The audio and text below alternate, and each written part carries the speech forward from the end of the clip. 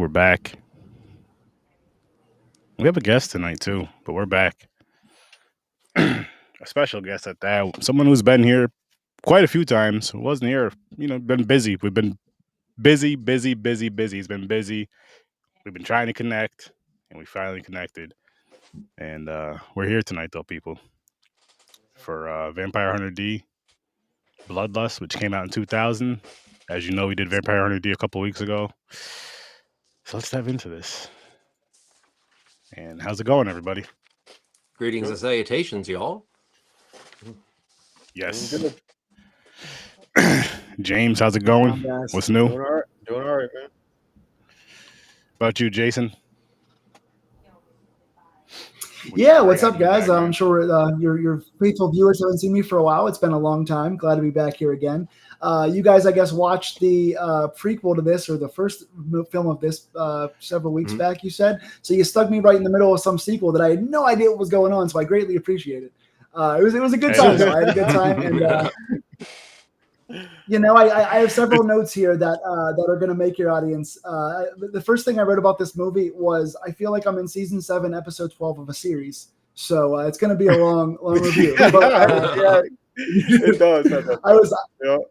I was confused, but you and I have been playing internet tag for about 15 years here, trying to get together. So it's really good to jump back. Staying busy, and although the film made me feel like I was on acid, I'm excited to share my acid with you guys tonight. Hell yeah! How about you, Trevor? How's it going, man? How you doing? Things are going great. Thank you, as always, having me. And this actually was really a treat. I will agree with a lot of the internet that this is a superior film to the first Vampire Hunter D. Mm-hmm. So thank you for having us watch it. Oh, hell yeah. Well, listen, we got to thank the wheel. All I did was put the movie on the wheel, but the wheel was just like, listen, this is what's being picked. I'm so happy. You know what I got to say, though, is I'm so happy, which I would have spun it again or just picked the first one, that it did pick the first one first, when we did the first one. And that didn't pick the sequel first, because we've had that happen where it's like, no, that's how we're not starting it like this, guys. It's just on here, but that's not how we're starting it. But yeah, it was definitely a fun one. I'm glad I watched it, and it's really, really, really pushing me to like, listen, Sturdy, you need to start some anime like tomorrow. But what about you, Worst Damn? How you doing, man? Can't hear you.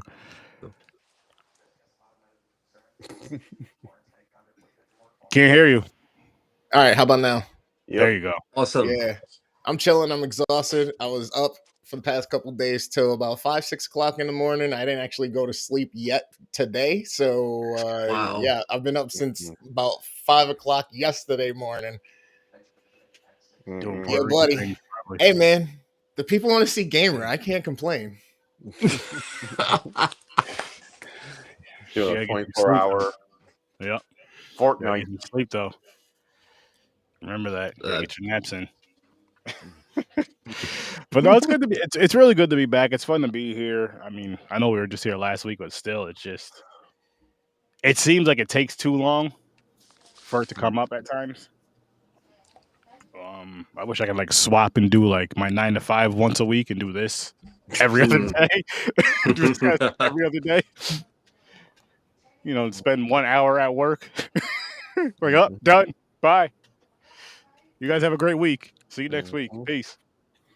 Doesn't work like that, unfortunately. Not yet. I will say, based on the comments about Gamer in the bottom down there, this movie kind of feels like it could make for a pretty good game. Like it definitely had the adventure feel to it.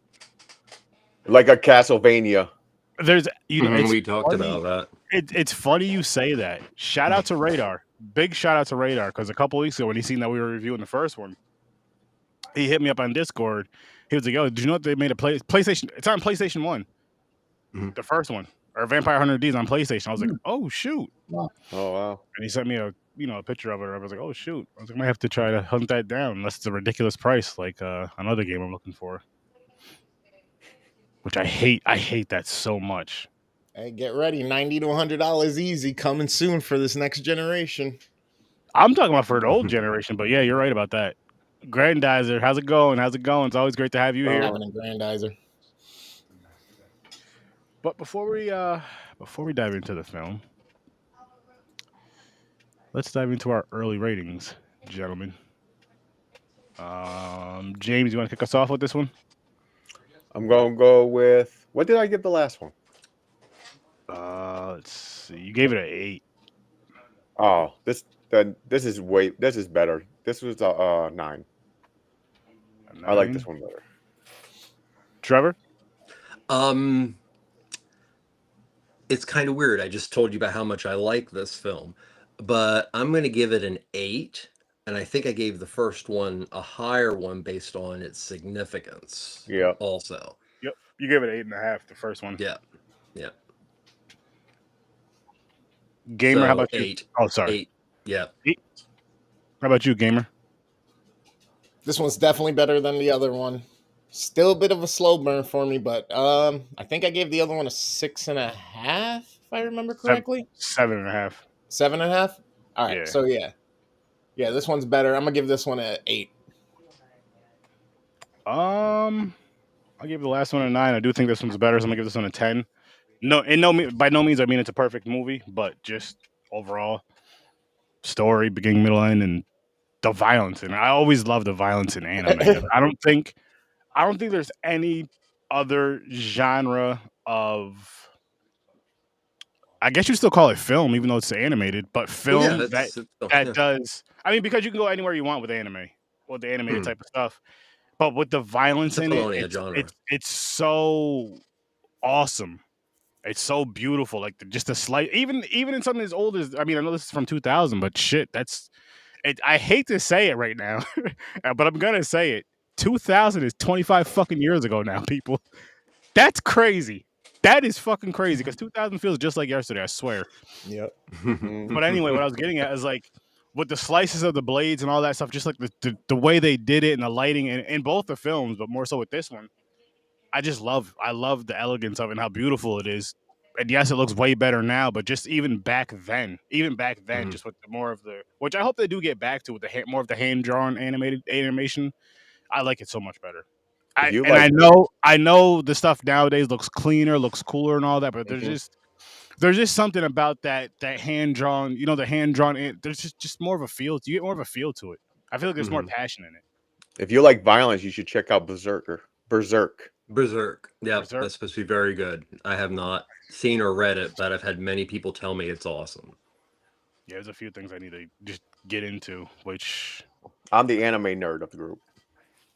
That's why I like these so much. Even though it's older, I'm like, okay, all right. No, I love it. I love it. I call it adult cartoons. Well, yeah, that's a whole other subject. But that you're exactly, Grandizer. People born in 2000 are adults now. That doesn't even make any fucking sense. Adult? When did that happen? And you want to hear something? Nobody told me. Here's something crazy, right? So, you guys know I'm a football fan. You guys know I watch the draft, which next year I'll be doing like video. Next year I'll be doing something for the draft, which Jason, I would love you to be a part of that. Doing like a live. I'm going to be live in Pittsburgh. It's going to be live here in Pittsburgh. I'm actually going to be at the draft. Oh, fuck. Oh, well, me and you may have to connect in another way. Me and you may have to connect in another way then. Maybe on the ground, some on the ground fun shit, just so you can see it. We could show people how. Yeah, we'll talk. Either way. Yeah, it's gonna be nuts. The economy is really gonna be booming for sure. I'm excited because we've never gotten a draft here in Pittsburgh in my lifetime, and I've been covering the draft for about 20 years, so I'm very excited. Oh, it's gonna be fun. It's gonna be fun. But what I was getting at with that is to go out there. I don't know what team drafted him. I don't remember talking about ages, man. I don't know the kid's name that got drafted. But it was this draft here is the last time that somebody born in the 1990s will be drafted in the NFL draft. Wow. That is crazy as hell. That is crazy as hell if you think of that's nuts. That is nuts. That means there's nobody else. Like everybody else that's in college or that's ever going to be drafted in the NFL is born from the year 2000 and up from here on out. That just makes us old. Straight up millennials. Are you used to it? Oh, yeah. No. I'm not. It's just like fuck. It's just one of those things. Like you know how it's scary. Oh, go ahead, Jason. I was just gonna say, you were cutting out for a second, and you were talking about the age thing, and I was just like, I got to make sure my alarmist says to take my pills later because I need to go to get my walker and lay in bed. My God, we are getting old now, and it's a stark reminder that every day things change and get age so quickly that a lot of the players that I grew up watching, my like first generation players that I grew up with as rookies, are retired now because they're too old to play anymore. It's insane. Yo, their kids are in the league now. Like last season, I was watching. Me and the wife. Actually, the wife came up here because I was watching. I had the Red Zone channel on at the time. Marvin Harrison Jr. was on the TV, and I was telling my wife, I was like, I watched his father's whole career. You know what I mean? Like Asante Samuel Jr. I'm like, I watch his father's. Like, this is nuts. I know this isn't a football show, people, but we're just. This kind of ties in with this being from the 2000s and the 99 shit that I just told you guys about and all this. It's just like, holy shit. Like, that's what really hits. It's like the sports, the sports thing in the movies. I'm like, holy shit. So I'm like, this movie's from 20 years ago, 25 years ago. And on top of that, you go back one more year. Yeah, we used to. So like my intro to the NFL was just watching watching VHS tapes of like the old Follies and the old like 60s and 70s teams. Now people are going to be watching VHS tape, or I guess Blu-rays now of our teams we're watching now pretty soon. Like it's like when you go on NFL.com or YouTube, whatever, now you're seeing highlight compilations of stuff that like happened like 20 years ago when we started watching football. It's insane. Like they won't even be watching a lot of Blu-ray. people out there that make really good money doing archive work to find that stuff. Because a lot of it didn't get transferred digitally. So, more and more, it's like shot on video films. More and more of those are coming to life because they're finally being archived. So, Grandizer, Joe Horn's son. I believe he's a defense. I think he plays for the Panthers. Yeah, you're right. What was cool wide receiver Jimmy Horn, yeah. They showed I just watched a video earlier of the Falcons owner actually talking to him, talking about, because I guess he played there for a little bit at the end of his career, and he was talking about, he's like, your father helped Roddy White's career, which was if you watch football, you know the Atlanta Falcons are. He was a great there. So it's just crazy how things just come in fruition, like just come to circle. There's other juniors and stuff in the league too, but we have to get to all those guys. But Christian McCaffrey, he's the running back for the 49ers. His father played for the Broncos. It's nuts. Ed McCaffrey, wide receiver. He was a beast. All right, back to the movie. Back to the horror, people. I'm done with the sports. I promise. Jason, if you could rate it 1 to 10, what would you rate this? Yes, Jason, what's your rating for this film? Yeah, so Vampire Hunter. I'm gonna be the Simon Cowell of the group. I'm gonna be the Simon Cowell of the group just because I'm coming in with the negative aspect of not having seen the first one. So a lot of my negative aspects of this film come from asking, like, who's this character? What's their relevance? What's their previous connection? I want to see more flashbacks and more tie-in scenes. And I didn't get to see those because I didn't watch the first movie. So now I've got to go back and watch it. So my rating's going to be a little unfair because a lot of my questions and a lot of my logic and story holes come from not knowing what happened before it. So I'm coming out of the aspect of there was a lot that I enjoyed, but because I didn't watch the first film and didn't realize it was a sequel, and I have no experience with any of the like 30 or 40 books they've made of this. So while there were things that I loved, and I loved especially the style that you guys talked about, but story-wise, I didn't connect to the characters because I wasn't there from the beginning. So I'm going to give this a 4 out of 10. Okay. 4 out of 10. That's not bad. Which I would love for you, because the first one is great, and it's also on YouTube. Honestly, I would love for you to watch that one if you can within the next couple of days, and let me know your ratings for both after you got to see the first story, and even if you have to rewatch, if you have time and all that. But just so you can kind of get to, experience the whole story. Well, technically, the first one didn't really give so much detail either. It doesn't, but you do get more of the vampire hunter guy. You get more. You find out who enough detail to follow into this narrative. Like you. Yes. Which there's really not a lot in the first film you need, but there are a couple key things. And as long as you have those key things, you'll probably have it would make a lot more sense. And I'll be have honest. a better time with it. Yeah. But and before I forget, I'm sorry, but Sturdy, you'd mentioned about really wanting getting into anime and everything. And anime, as far as a art form, animation is a beautiful thing that has been around ever since before cinema there was animation. And you know, one of the beautiful things about anime is it's very influenced by books, by manga and manga artists. So you had these amazing artists doing this groundbreaking 2D work that literally opened the doors for, things like what we just saw from 2000, much less the latest version of Hunter x Hunter. And I Love sent it. you a couple I got panels that from the too. original Vampire Hunter D I to could, show you just how gorgeous the stuff is.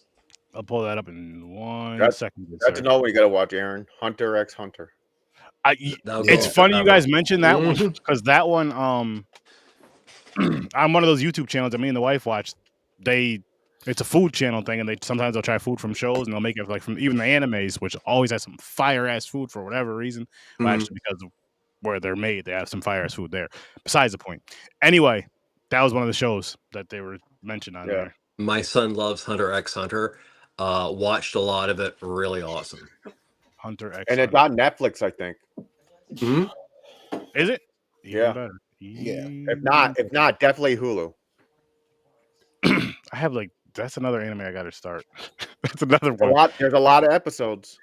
I that might be one of those ones I just kind of throw on. Then I'm not saying I won't pay attention to it, but you know what I mean. Like, because there's a few. Oh no, you'll get into it.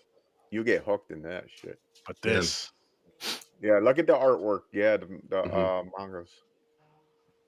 And it's interesting. You look at these, and if you're a comic book hound, you can notice that a lot of manga art was bleeding into independent comics. One that comes to mind is Obar's The Crow. This is pre-Crow. So, yeah, I love it. yeah. So it's just the art of the manga is just a truly gorgeous thing. And it's this marriage makes, I mean, I'm not a big anime fan. I'm not a huge manga fan. There's a lot of anime that, I'll be honest, I think is repetitive shit. But it there is it's a genre. It's a genre to itself, and you can have things like Studio Ghibli and serious adult films like Perfect Blue. But it comes from a heritage of really beautiful illustration. So I just wanted to say that. Nice, nice. Chris, what were your favorite parts? What were some parts you really enjoyed about this movie? 'Cause I know you're really in anime, more so than I am. I didn't really connect all that much with this one. It was decent as far as the story goes, and because of the connection from the other one, obviously it was a little bit better. It was newer. The art form looked better. It's a little tidier, more clean. And I like little touches that they did with the certain characters. They made him even more brooding in certain ways and stuff like that. So I enjoyed it for all of that factor or whatnot. It's just the slower pacing is what didn't do it for me. So I actually fell asleep, woke up, was like, okay, I missed like 2 or 3 minutes, fell asleep, woke up. Okay, I missed 2 or 3 minutes. And I was like, I pretty much know what's going on. You know what I mean?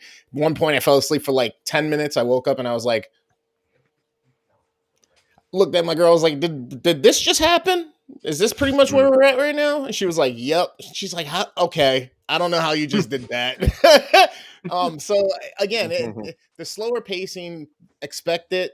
It seems to be what they go for with the way they tell their story with this line or whatnot.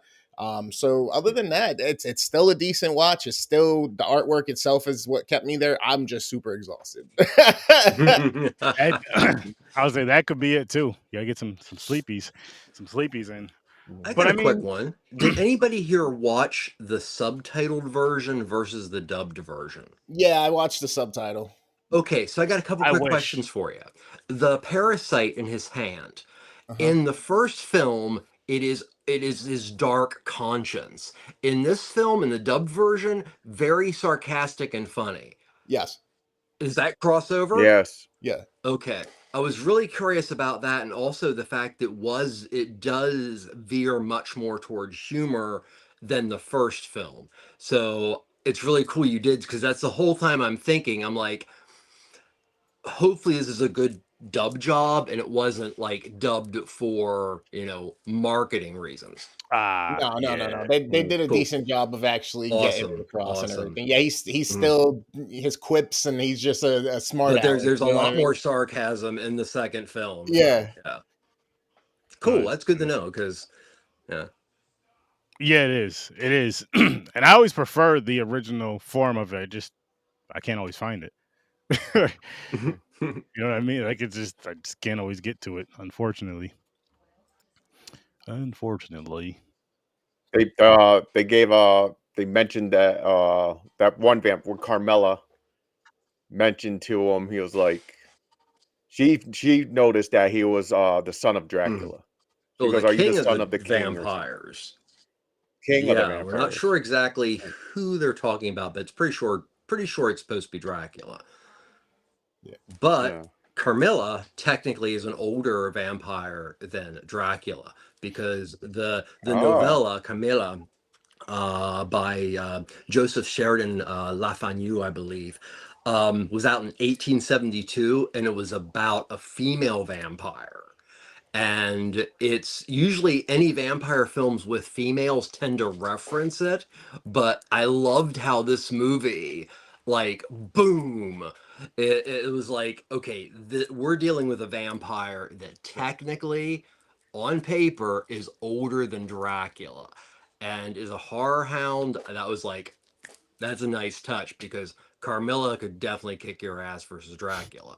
So I gotta say, I didn't really like how they handled the other vampires or whatnot.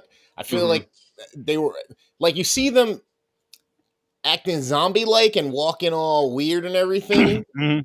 and it's like they're in a daze. But then you have the interaction where he runs up on somebody. Or the when you see the other hunters when they first introduce them, you see him grab some, like talking to somebody. He's all scared, and he grabs him, checks his neck, and he's bitten. He transforms, and he's completely like there. He's coherent. He's like talking to the guy and like attacking. You know what I mean? So he gets thrown in, but it's just weird. It contradicted itself a little bit, where you see them as these like mindless zombie like stalking. They're even and then, referred to at least once by the other group of assassins as zombies.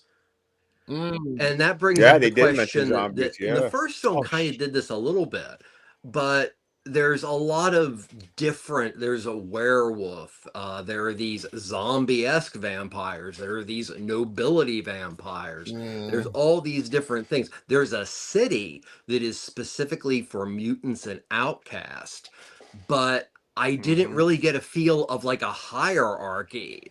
And that's where the scene in the graveyard confused me, because I'm like, wait, why are these vampires acting just like Romero zombies when all the other vampires we've seen are like nobility and shit? So yeah, I'm right with you. Yeah, honestly, I mean, for me, it kind of felt like drop shock, because I was dropped into this world where there's all of these different coexisting characters that have different affectations. You've got werewolves, you've got zombies, you've got vampires, you've got all of these different, you got things in people's hands, you've got things coming out of the ground, you've got bats flying everywhere.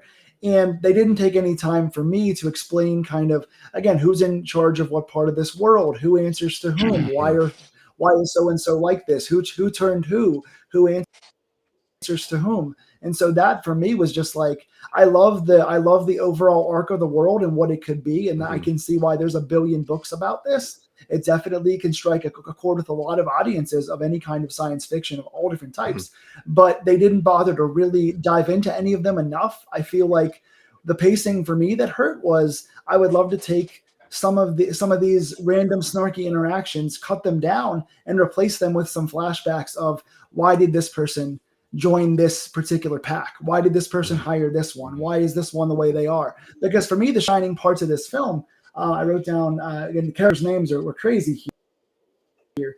And again, this podcast is going to be Jason trying to battle, but one of the big things for me is Leia and Dunpeel's relationship. Whenever Leia and Dunpeel are sitting in the the rainy whatever, and they're sitting there talking about they've kind of each done what they've done, why they've been forced to, Dunpeel doesn't get a full life. He doesn't get to be a regular person anymore because he's half and half. And Leia is, well, these people killed my mother, and my father went to find her, and I lost my father. You get the backstory of what drives them to be who they are, and that's where as relationships. And when you get moments of isolation, it's a really beautiful story that starts to form why people are who they are. And when you don't get that, it just feels like, well, who am I to cheer for? What's going on? Well, this is the thing. I haven't read the mangas, and yeah, there's a lot of this series. So all that we really are left with are 2 films in a series that specifically fucks with your idea of time, because you are looking at any point in this film, it's Victorian, it's post-apocalyptic, it's Art Deco, it takes after so many tropes of the Western, but then you have the super Gothic. It is such a mishmash of just things alone, but also there's really no given idea of time, because you know that he's been around. In this film, the only thing they really say is at one point he did an extremely good thing for humans and they treated him horribly, and he's remembered. But at the end of the film, we see Layla's character, and not knowing it right off the bat, being interned into the ground. And this little girl sees Dee in the corner, like, could that be? And runs up, and I'm like, what the hell?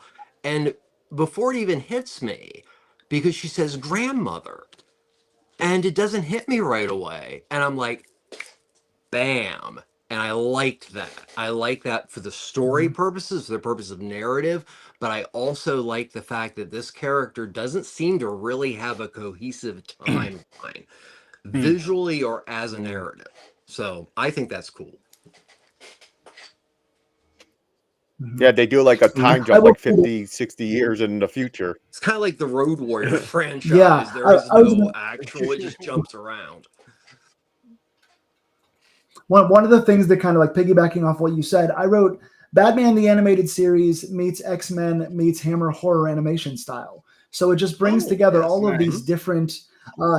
It's that really really gritty. It's that kind of colorful Fox Kids series animation, but it also has this Gothic Hammer horror. It's some vampire west, like you said. It really does bring together different elements, and it makes you kind of as a viewer, brings you through this old Gothic castle, and kind of puts you in that almost like Vincent Price, Roger Corman kind of castle at times too. So it's a nice, really nice style that kind of can bring you into the world, and that's where once I was invested in that. Oh, there are a lot of Mario. I wanted to know who the kids were, and I didn't fully get that again because of coming in late as well. Definitely, I agree with you. Yeah. If there was one thing you could change about this movie, what would it be? Anything, it could be, even if it's a faster pace or whatever it could be.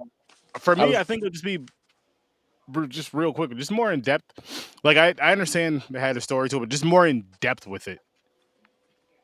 Kind of just more in depth with this story, because it was. I mean, 1 and 2, yes, they connect, but like you were saying, Trevor, you really only need a handful of things from the first film to really get everything out of this film. But I think the first film, even though I enjoyed this one more, I think the first film kind of had a better story in a sense. It may not have stuck with it, but at least the beginning, you know what I mean? Like what it was about at first, and then it just kind of did its thing. But yeah, so for me, I'd say more of a deeper story. I'm going to contradict myself. And I'm going to say, if you don't mind, what I would change about this movie, even though I just had a discussion when we talked about, the sarcasm in the film, is even though it was really well written and the sarcasm was great and it did a very good job of helping with the pacing, I think I would have appreciated this movie even more if it had stayed as stoic as the first one. Because D, in his own way, is like Clint Eastwood in The Unforgiven. He is the man with no name. Yet multiple Western references on purpose. But I think that would have made it even more of a shocking film and made that ending in which her grandchild thanks him even more like bam. Yeah. But I like depressing shit, so. Yeah, I mean, How about for you me, guys? it's not a matter of like diving into like repeating myself, but I feel like for me, it's if they could have trimmed some of the journey pieces once everyone kind of got their assignment. If they could have trimmed some of the middle part that sort of lagged for me and replaced some of those things with some either some flashbacks or some more one-on-one conversations about what motivates each person. Kind of, oh, like these ones are kind of the high-ranking people on this side. These are why they align with these hunters. This is why this person hired this hunter instead of this group of hunters, and kind of just dive into their psyche in terms of like, we know who Batman is, we know who Deadpool is. We get those archetypes that kind of make them who they are. And while I feel like Dunpeel had elements of like brooding Batman kind of against the world character, we didn't fully get to dive into the why of it. And I will say also in a smaller aspect of it, and this might hopefully not land too harsh with people that love the movie, but I did not like the main character's voice actor. I just thought it was too flat and too one note for me personally. Interesting. Right. Interesting. It didn't. What happened? Oh, I said hi to Chad. Oh, it was good. Chad was good. For me, the voice didn't bother me, but I get where you're coming from, though. I like the one before that was a knockoff of Liam Neeson. The voice actor from the first one, I liked much better. Okay. Nice. And how about you, James? Your overall.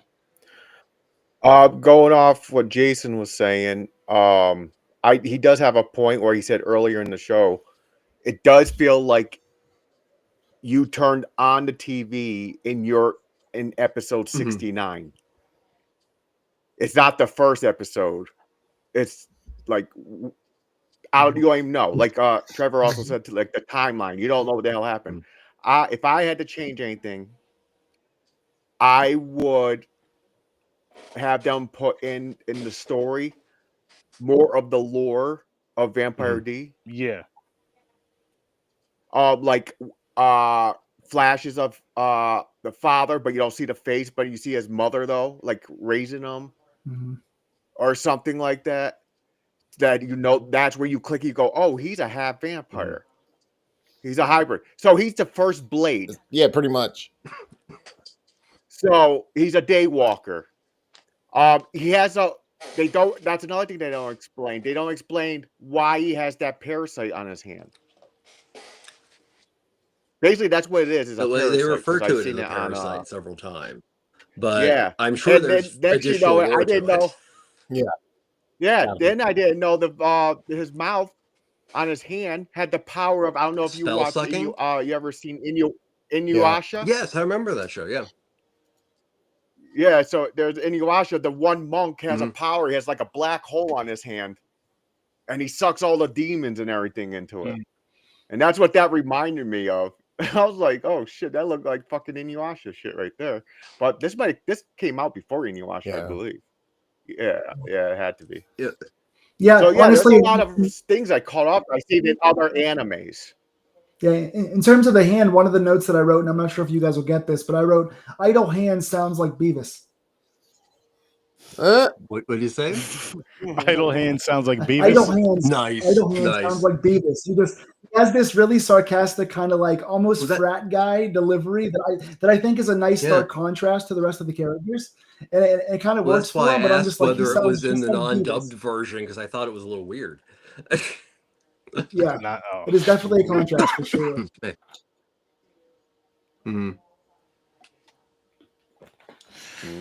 Oh shit! Yeah, this movie, I'm glad that I got to go see going back to the first one. I'm really happy I got to see the first one in theaters about a month ago now, and Oh, then to dive into this, so a friend of mine, he just hit up a few of us, was like, "Hey, I'm gonna grab the tickets. You guys want to go see this movie?" And I'm just like, yeah, I'll go. It was during the week, so it was tough. That was the toughest part for me. I had to think about it for a little bit, talk to the wife, because it's just. Listen, man. I just told you 2000 was 25 years ago. So with that, going to the movies during the week after work can be rough at times. I didn't want to take the whole day off just because I'm going to the movies. I'm not opposed to that. I am not opposed to that, but I wasn't going to do it this time. But shit, man. It was a great time, but that next day, I was fucking tired.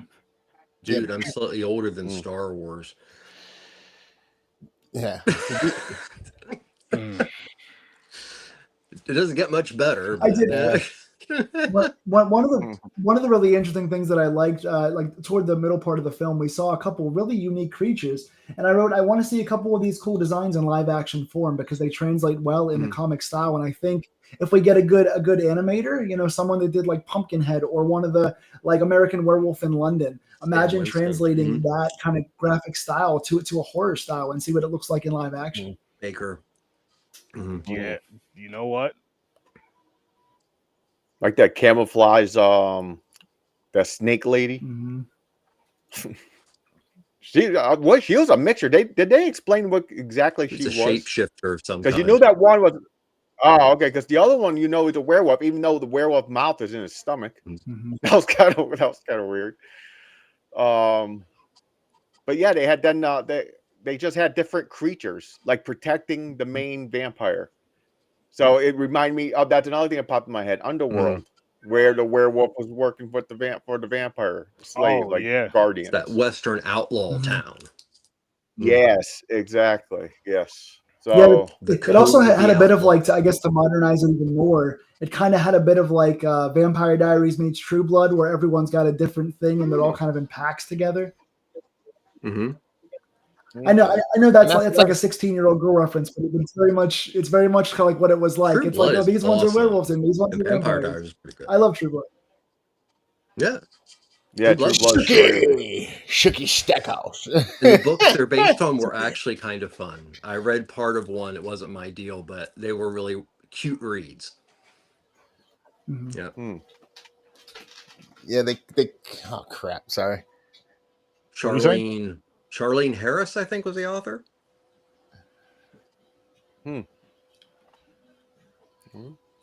Charlene. Yeah, based on the tagline of the movie, honestly, books that True Blood were based on. Okay. Just reference, yeah.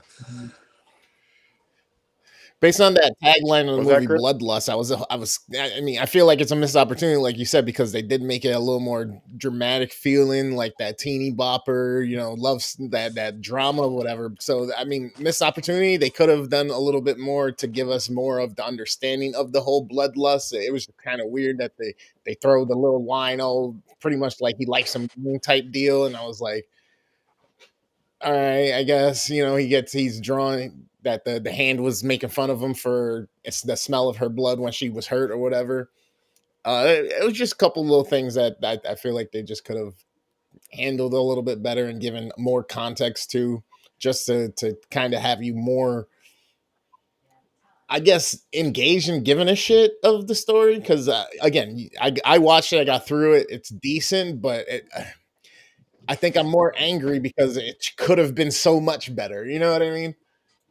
That's where I'm at too. Well, I think it was a lot of genres they were trying to balance, and sometimes it worked and sometimes it didn't. But going into this, it was kind of a surprise after the first film you just kind of had to like go, okay, this is just a ride. This is more about bounty hunters than about what made D. This is more about D's more morals. I mean, Layla pretty much exists just to show that even though D is almost supposed to be soulless, If he sees a human who is hurt or in trouble and they have not caused it onto themselves, he is still human enough to actually take care of them, which I thought was really, really awesome. But yet again, it was just, you got the Western, just everything was thrown in. And it was really awesome and everything, but I can see where you're a filmmaker, James. I really feel that is one of the few times that somebody should have looked at somebody, well, specifically, either the maker, Kukiichi, or the director, Kawajiri, and said, hey, 90 minutes is a good idea, guys. That other 23 minutes, we can get rid of it. And I'm like the last person to say that about a film, but I think in this case, that would have helped. The pace, if it had gone up, you wouldn't be worrying about the plot holes as much. So, also, I think if you're more so just kind of accepting that we're already in this world and it's already built, and you're not going to get a lot of the in stuff, but you're just going to go along for the ride, that's fine, because they have built good exoskeletons for the characters. They've built a good start to who everybody is. I would like more without having to watch 5 more movies, but that being said, you could have hidden it behind a little more blood. I thought for a rated R film that was kind of ballyhooed about its blood, I thought that there wasn't a ton of it. And maybe I'm just a little bit kind of overspoiled by the gory horror that I watch and the SFX that I try to make on my stuff. But I feel like we didn't get, like, the moments we got blood, it was like, oh, that makes for a really cool shot. And that actually, like, kind of gives you a little bit more sympathy for the character that's in shambles. But we never got any lingering stuff. We didn't get enough for me.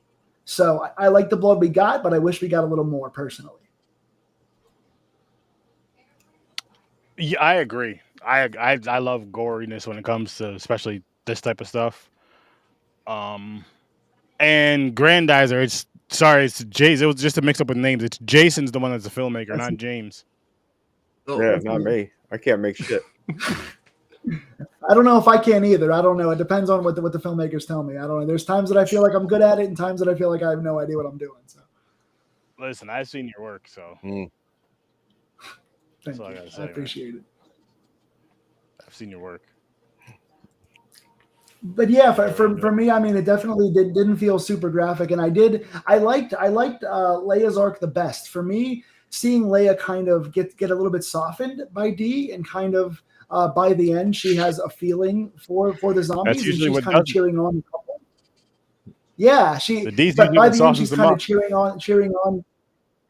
Exactly. She's like, I kind of feel for them, and she sees Dee spare his life, and they go shooting up to heaven, and she's cheering for him.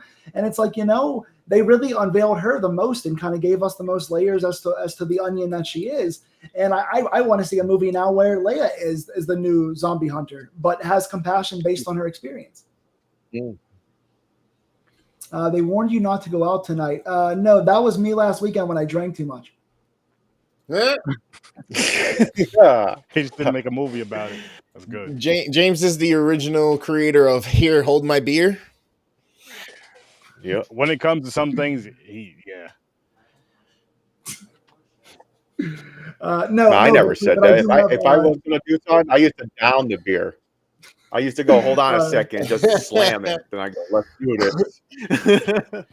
Give you the extra excuse no, why you say I did not make whatever that movie that you mentioned is, but I do have a YouTube channel that should be in the chat somewhere. I do have a couple of my short films on there if you want to check them out. I don't know if they're better or worse than Vampire Hunter D, but I'm going to make the next one, Vampire Hunter F.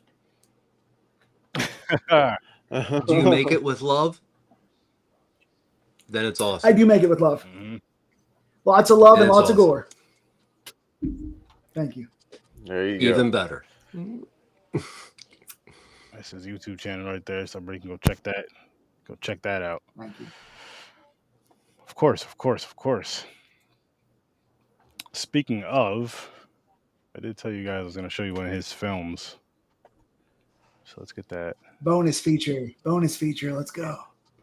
Let's get that going. Let's get that pulled up for us. Let me just get this out the way. All right.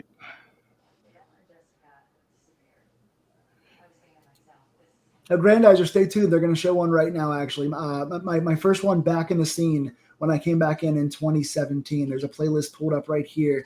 Mindbender's coming up here. This actually has done really, really well. It's won I think more awards than any of my stuff, but besides Limbo Cafe, I think it's on 20 or so festival awards, and been on a few podcasts and got a few write-ups. So it is definitely one made with love, and it is one made with a pretty cool titular character, I think, that you guys will appreciate. Awesome. Awesome.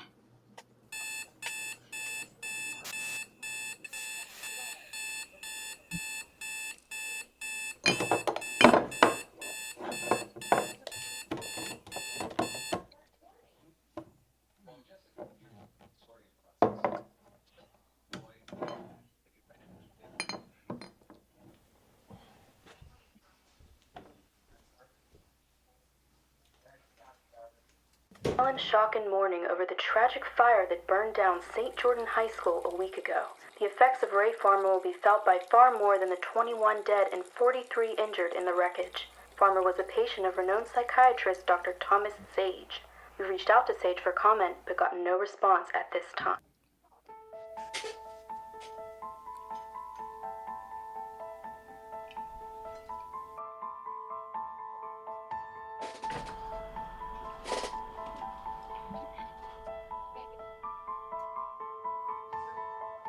How's my angel today? A little better. I actually got about an hour of sleep last night, so that helped.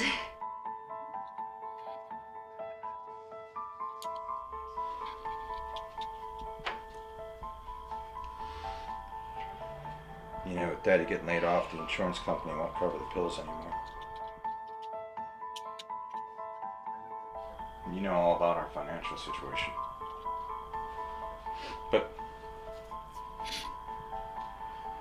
now I'm gonna do whatever it takes to get you better.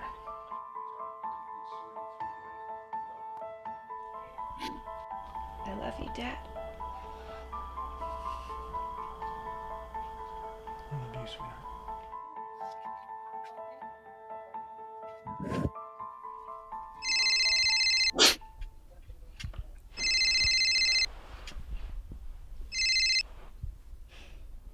Who is it now?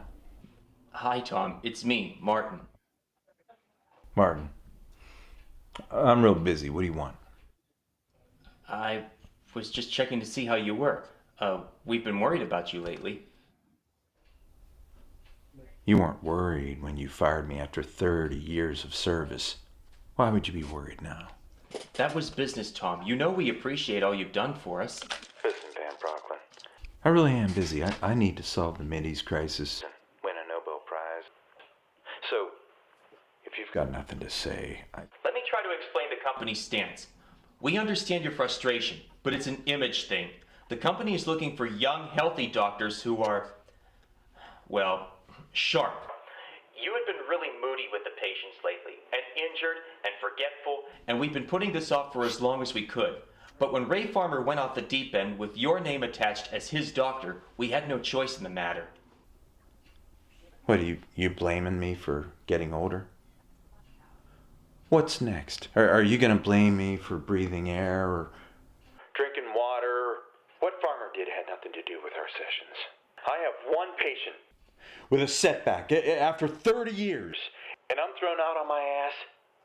You know, I have won more medals and awards than any other doctor in that place combined, and you know it.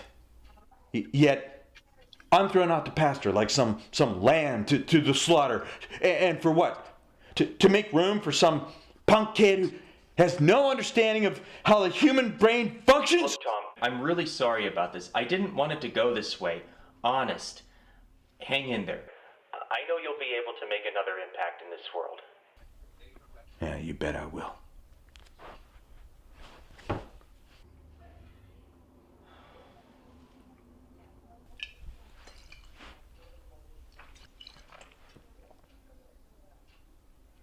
You bet I will.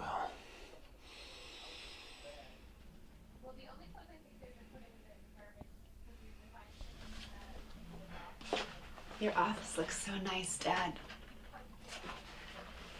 It's so great that you get to keep in touch with all your patients and you still get to see them. That's right, sweetie. I hold on to a copy of all the files. I don't think there's a doctor out there that can reach my patients quite the way I can.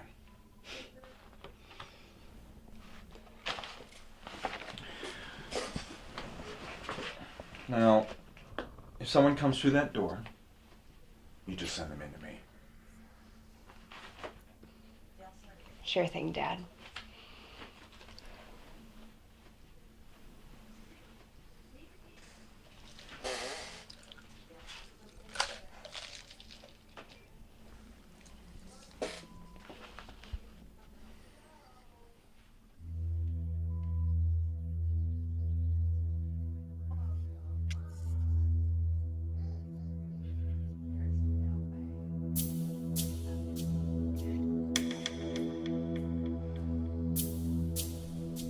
Oh, Daria. Long time no see. And hello, sunshine. How are you today? He's fine. We had a hard little time on our trip, though. Well, come in.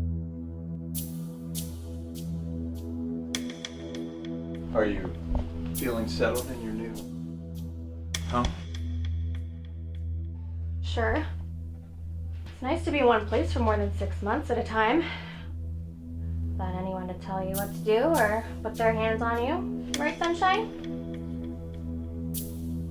Have your other halves been calmer since the last time we met?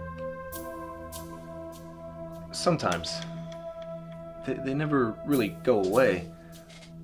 I have to do things to keep them quiet. Anything to get some rest. Samantha, have you been able to enjoy time by yourself?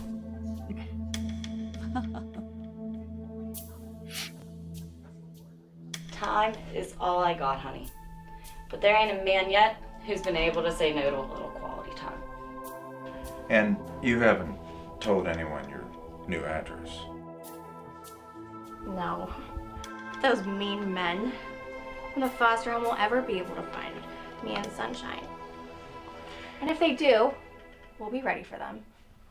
You do seem more tense than usual, which is surprising. Are you okay? Oh, yes, Doctor. I'm just a little nervous. I blacked out. And when I came to, she was just lying there like my parents were years ago. And have you been able to do that little job we talked about? Of course, Doc, baby. I always get the job done. And my wife, she was in those apartments across town like we thought? Yeah, the address was right. I took her right outside. You had to. She would have told your old foster family where you lived, and they would have come for you. You were just doing what was best for you and Sunshine. She abandoned my family. She would have abandoned you too. I promise, Scott, everything's gonna be okay. Dr. Liz had it coming. She left you alone when you weren't ready. So I was quieting the others? Yes, Scott. Now, Dr. Liz was an old partner of mine. She embezzled thousands of dollars from my savings account without a trace of proof from my lawyers. So, you were her jury.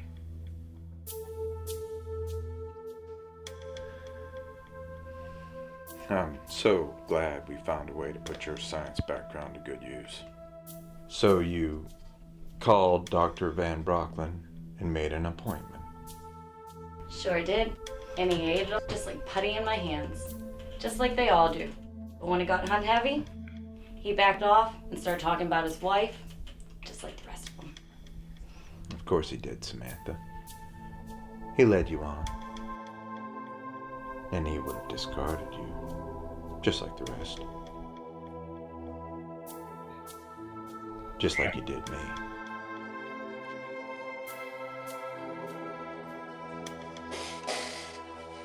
But I'm the only man who really cares about your needs.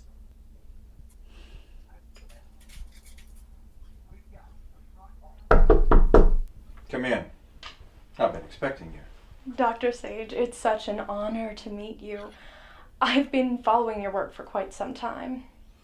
Well, the pleasure's all mine, Mr. Cantor. You know, the human mind is a very fascinating thing. And when I heard that you were a reformed patient, well, I was so glad you reached out. I've been following some of your cases, and your mind is brilliant. A man with your experience and knowledge deserves to live on forever and keep his legacy alive. Well, sometimes a man has to do what's right by his family. Thankfully, there will always be patients out there in need of my help. And I've been looking to branch out. I think your connections will help us build an army we need to make a real difference in the world. I'm so happy to help. Your philosophies are going to change so many lives. I'm counting on that. Tomorrow is day one, Principal Cantor. Your school for wayward children needs us. The world needs us.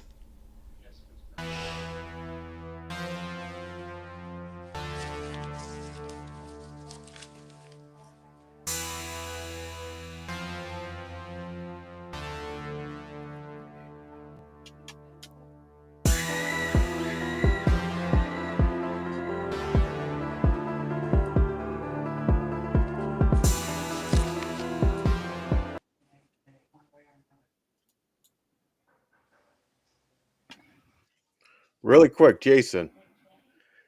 One of the patients. I don't know who you know if you know this comedian, Jeremiah Watkins. Is that him? Because he looks exactly like him.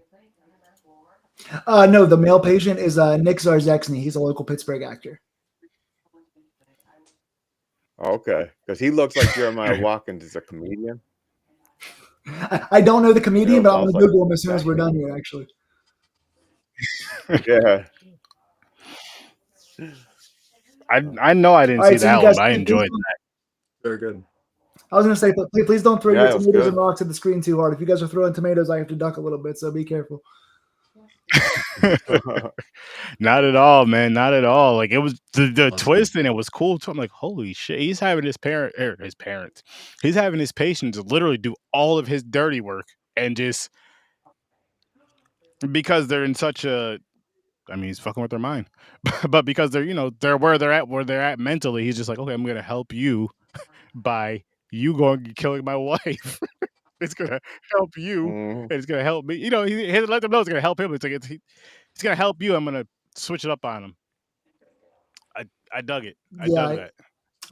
I really wanted to kind of blend the lines of, again, somebody who is considerably a family man is somebody who he's got a sick daughter and his wife's left him and he's lost his career, and somebody who is a genuinely great person before this. You join him in this world where his life is at a precipice, and now all of a sudden a good person is doing really bad things and manipulative things, but for his sick daughter and for vengeance, but more so for the fact of like his life was taken away. So it definitely is, it's that shade of gray that I think we all have to some degree in us. And so I think it's a pretty cool character study. I just thought of an idea of what if this really established almost demure person that's charismatic kind of snaps and becomes dangerous. So I hope it portrayed itself well. Definitely. Oh yeah, I dug it.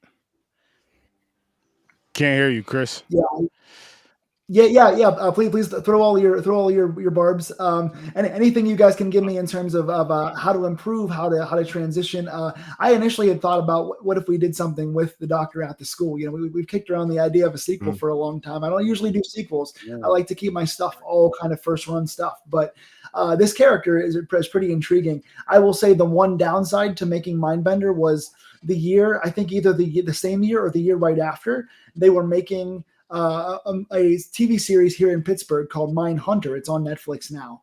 You guys might have seen it. Mindhunter was shot right down the road from us.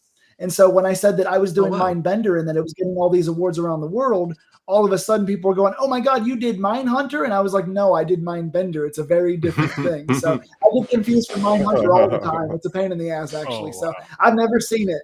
Yeah, I've never seen it, but every single time that I say Mindbender won another award, they go, "Oh yeah, I saw it on Netflix." And I went, "No, you didn't."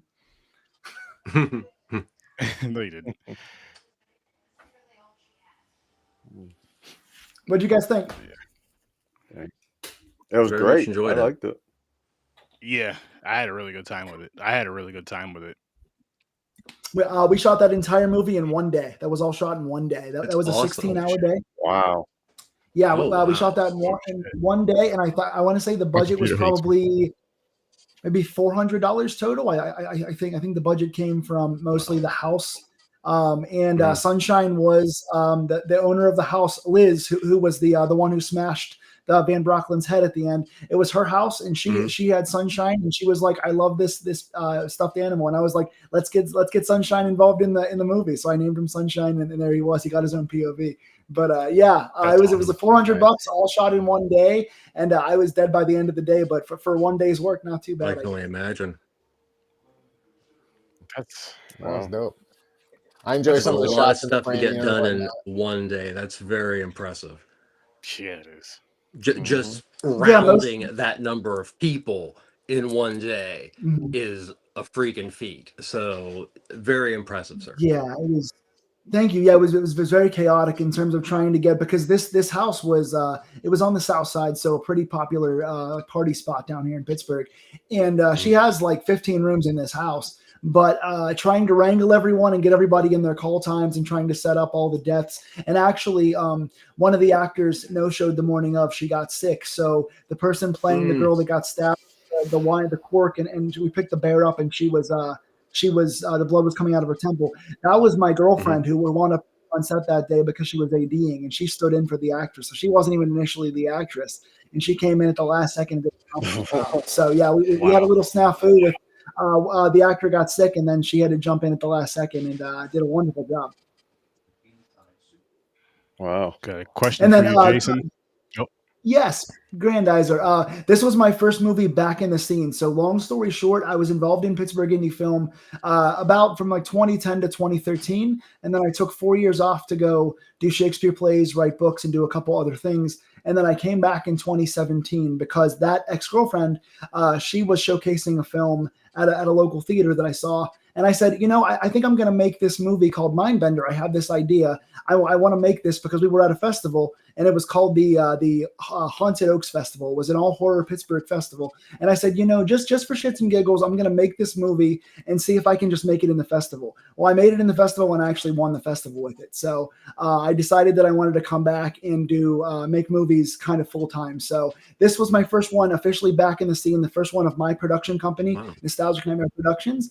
And I've done about one a year since then. I think I'm on 8 now since I've started that. So I usually do one a year. Hi, puppy. And then there might be a part 2 at some point. I'm still very good friends with Thomas Sage and a bunch of the cast. And of course, a lot of them are dead now. But Thomas Sage is still a good buddy of mine. Shout out to David Ogrodowski, phenomenal Pittsburgh actor. There's a chance there could be a part 2 from this. It's a one and done for right now, but we've got many ideas to make it bigger and better. So awesome.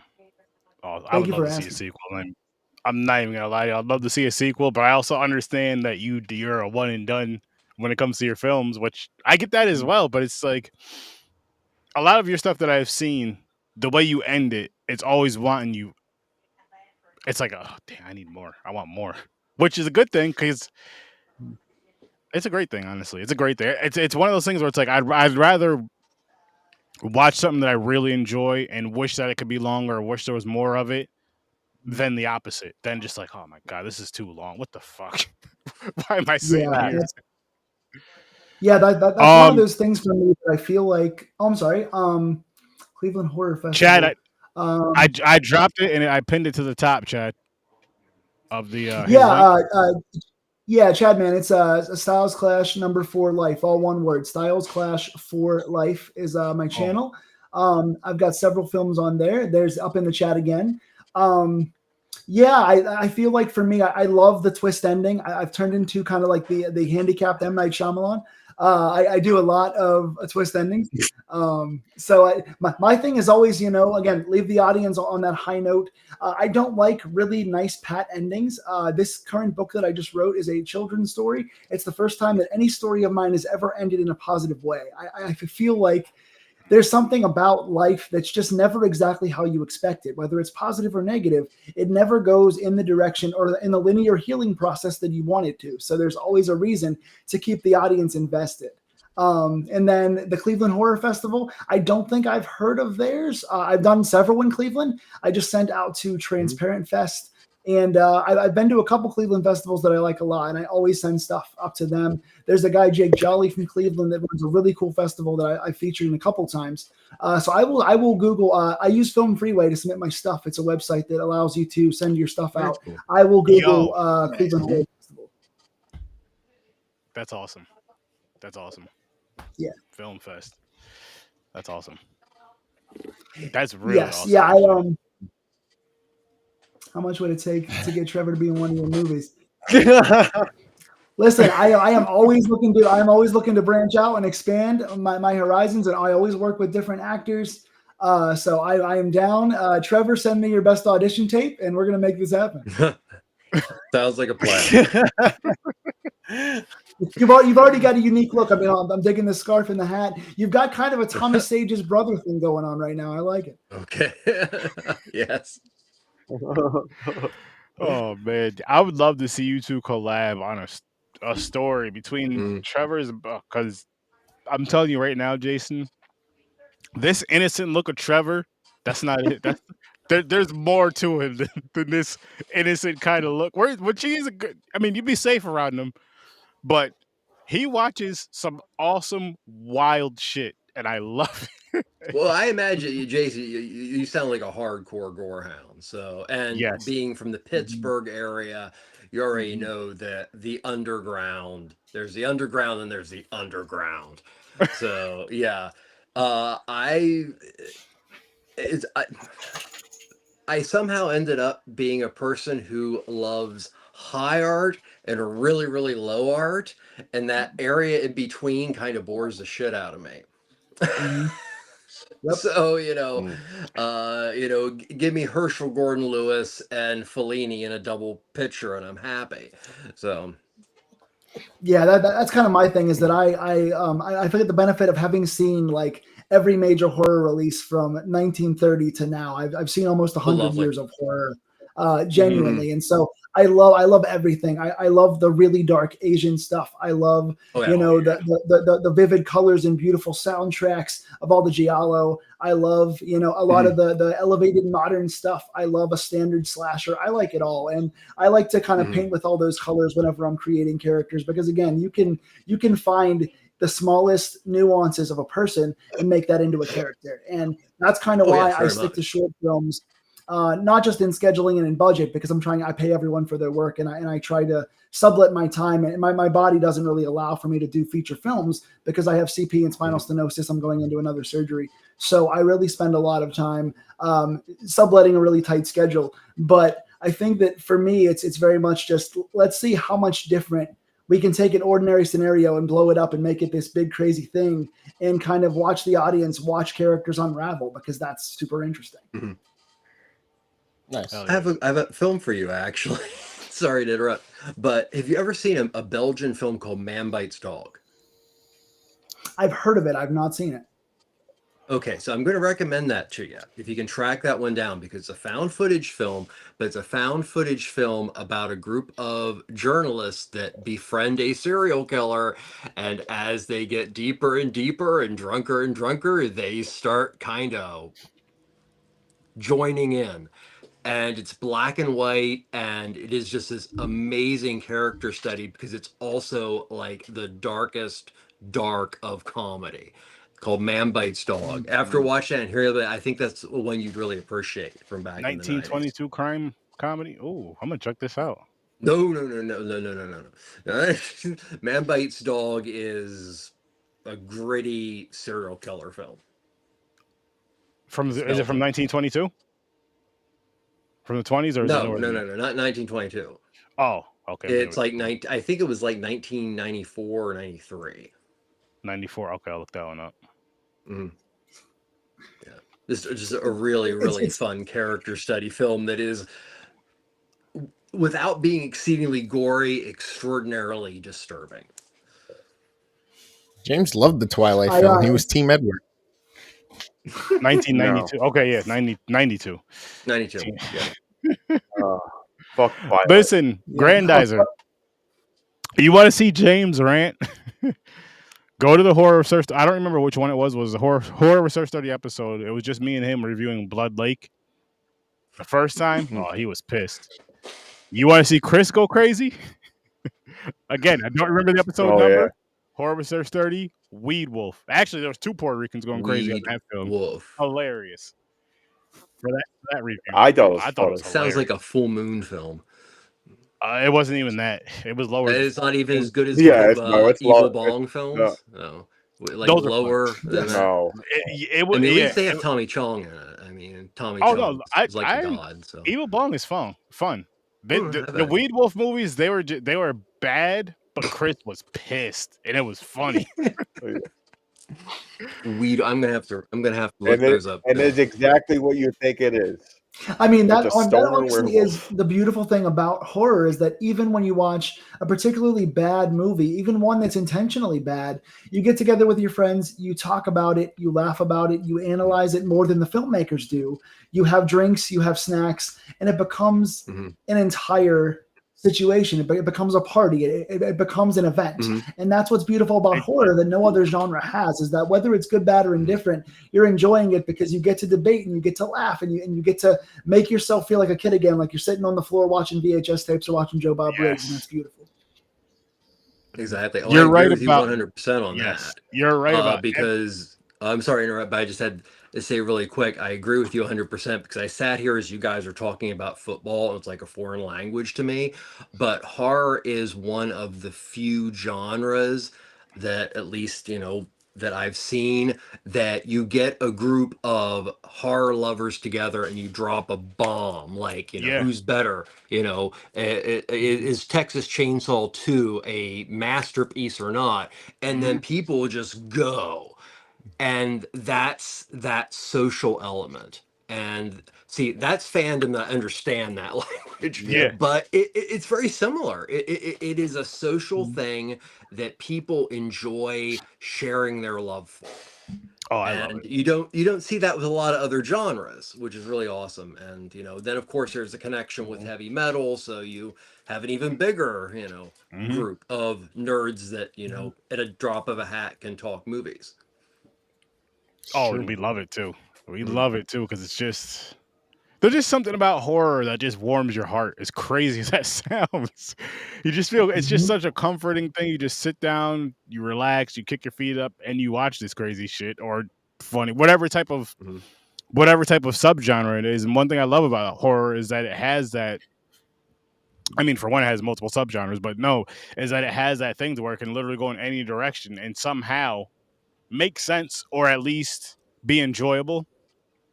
There's a version of it. I feel like there's a version of a subgenre / version of every form of horror that you enjoy. You might not enjoy every movie under that subgenre, but I'll just like slasher, paranormal, horror comedy. I use those 3. Like horror comedy is one that a lot of people may not like because they're like, you want more of the horror, but I'm sure there's a horror comedy out there that somebody likes that, not a big fan of horror comedy, but there's one that they like. It might not have too much comedy in it or just has the comedy that they like in it. Peter Jackson's Bad Taste.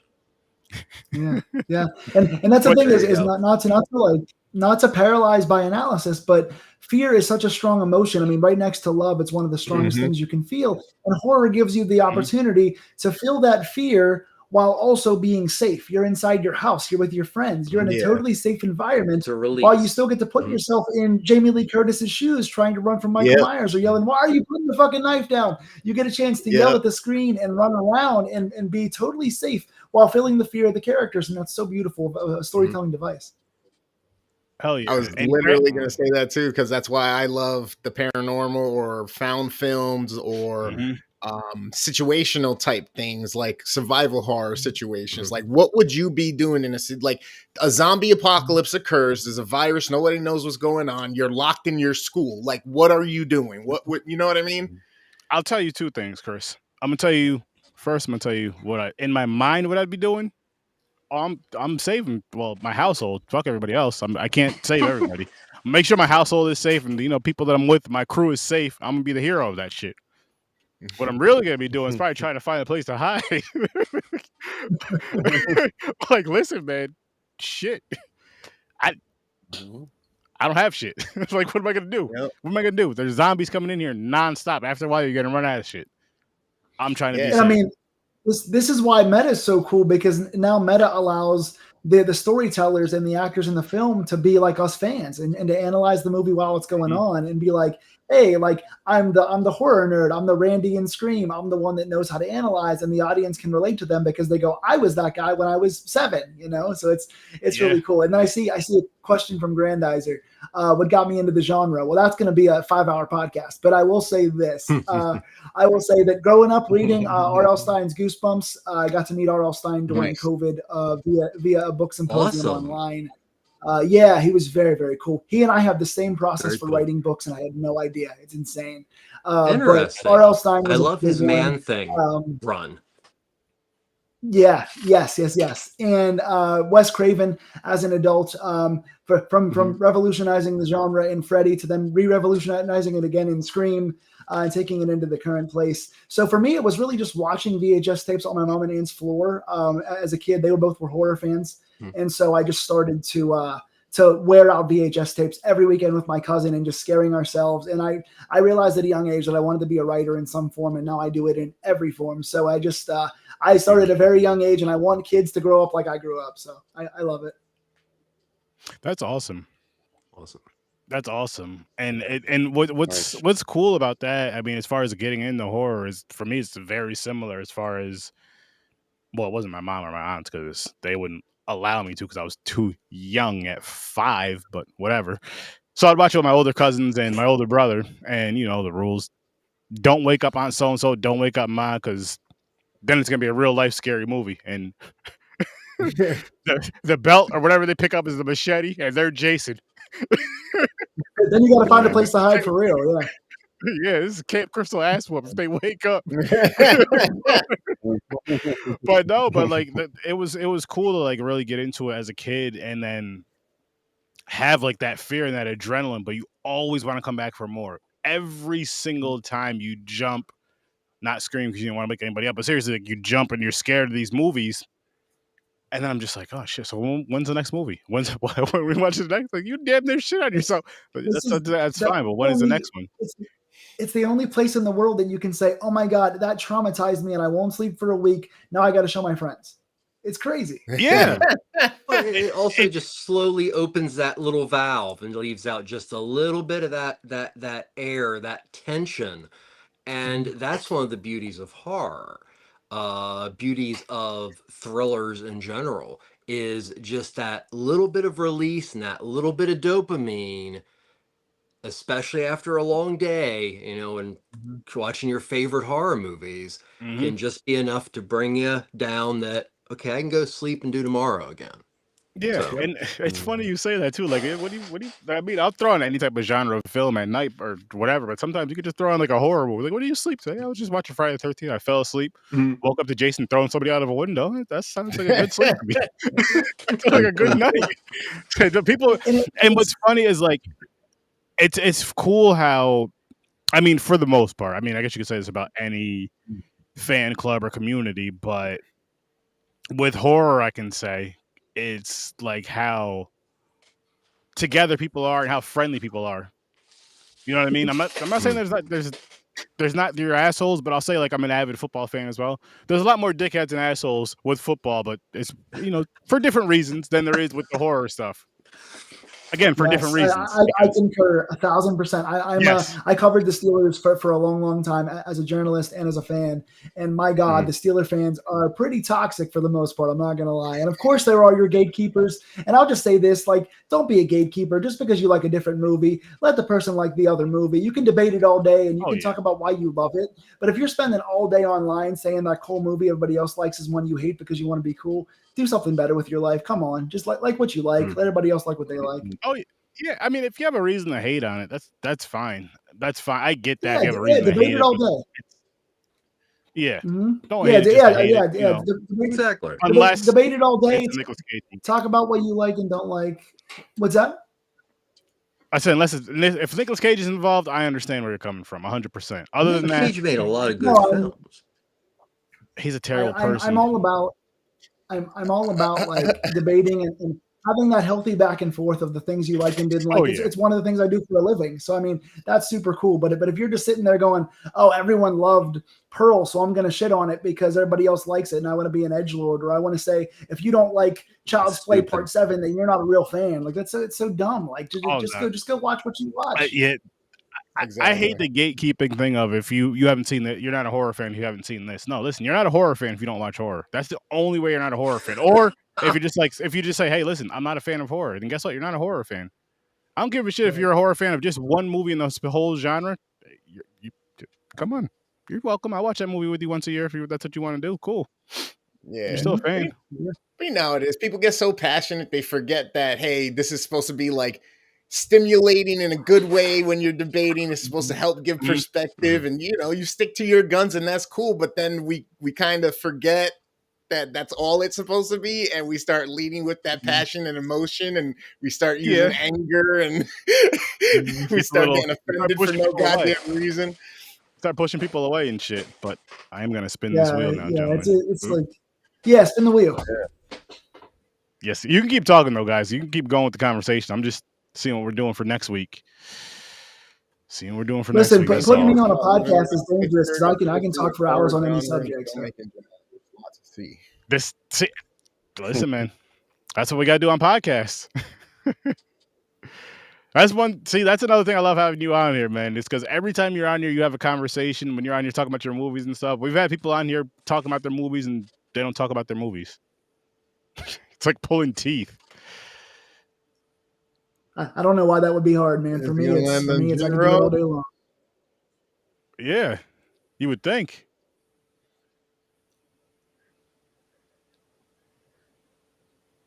It's coming, people. Don't worry. It's coming. And did you like it, Granddaughter? I never. Did you heed their warning and take their advice? Jinyo Wolf Brigade. I've never seen that. I'm not familiar with it at all, actually. Me neither. So it's another anime? No. Yeah. Yep. Yeah. Yep. Oh, the Wolf Brigade. I heard that one bites. I hope it does. In a good way. Some blood, some guts, some gore, some wolf teeth. Yep. Some wolf teeth. The usual. I couldn't think of what else to say. Wolf teeth. We love some wolf teeth. You gotta have at least 3 wolf teeth, or it's not a good movie. Listen, sometimes that's just how it goes. I'm sorry, guys. I apologize, man. Mindbender had 0 wolf teeth. It wasn't good at all. Yeah. No, it didn't need wolf teeth. That was a different kind of movie. If the movie has boobs, that's it. That's all it was missing was boobs. That's fair. Well, I mean, I could have gotten on screen in the post credits and flashed you guys, but then it would have got -5 stars.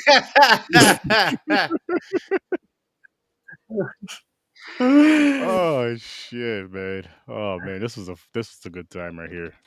Oh shit, that's too many 5s. Yeah. But we will be back again next week for another animated film. And I can't wait for that. I'm really having fun with these animated movies. I can't wait to see more. I got to dive into some shows like I've told you guys before. But I do want to thank you all for being here. Jason, glad you're here, man.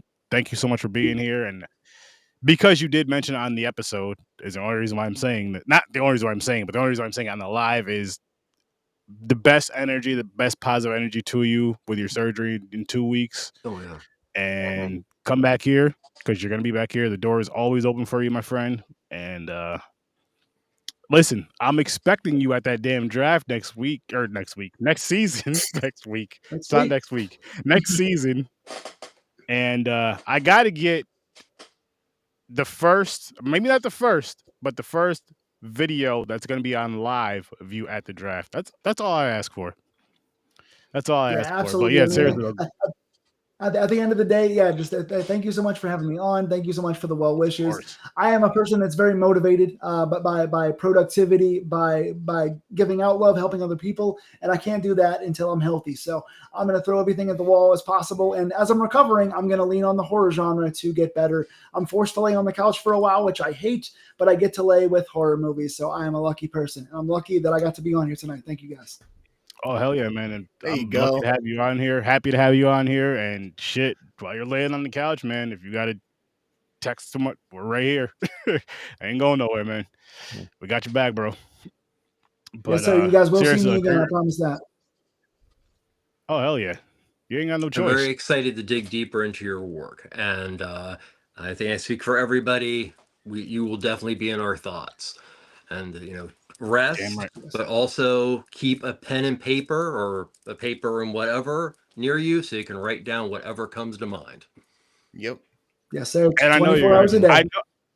I know for a fact, once you're healed up, I know you're going to have some wild ass story or just something that's going to be dark and deep, and I can't wait for it.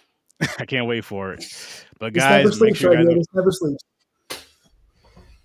Make sure you guys check out Jason's YouTube channel. The link is in the comments. We did show one of his shorts tonight, and it was awesome.